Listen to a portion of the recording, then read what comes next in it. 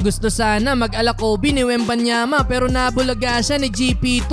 Lakas pa man trash talk ng mga fans mga bro, nangulangot na lang si Coach Pop nang gawin ni Steph ang look away 3 points sa bench ng Spurs. Golden State Warriors versus San Antonio Spurs ang muling pagkikita ni Victor Wembanyama at Stephen Curry, pero hindi na si Steph ang tumalon sa tip-off mga bro kundi si Kevon Looney na. Solid ang start para kay Wemby, 9 points agad sa opening quarter.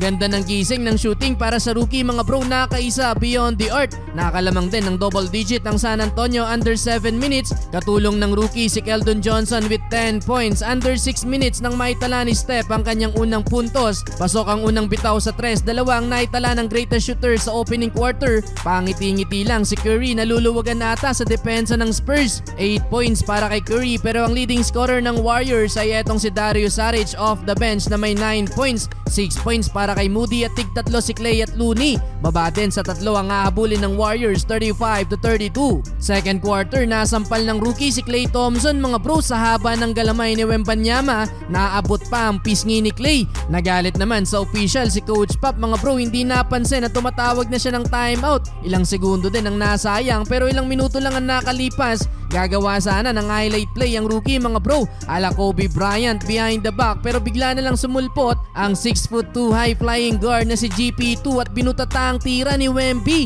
Highlight na sana yon para sa rookie. Nakalamang na din dyan ng Warriors, Stephen Curry 12 points, Klay Thompson 11 points, 9 points para kay Moody at 7 para kay Wiggins. Habang walang naitalang punto sa second quarter, si Wembanyama 9 points pa din. Mali pa ang spelling ng apelido ni Wemby sa jersey mga bro, Wembanyama ang nakalagay. 59-55 lamang ang Warriors. Third quarter, kahit hirap na hirap si Andrew Wiggins bantayan si Wemby dahil sa height difference mga bro. May ilang beses pa ding napipigilan ng rookie pero balik ridem ang opensa ni Wemby. 6 points halfway mark ng quarter. Doon na pa timeout ang San Antonio nang sumagot ng 5 straight points. Etong si Stephen Curry, pinasayaw ang depensa ni Collins. Intense ang laban mga bro, hype na mga fans kay Curry. Binastos pa ang bench ng Spurs nang gawin ng look away 3-pointer. Wala nang nagawa miski si Coach Pop na nangulangot na lang nang dumaan si Stephen Curry. Target shooting na lang kay Curry ang depensa ng Spurs mga bro. 23 points na sa third quarter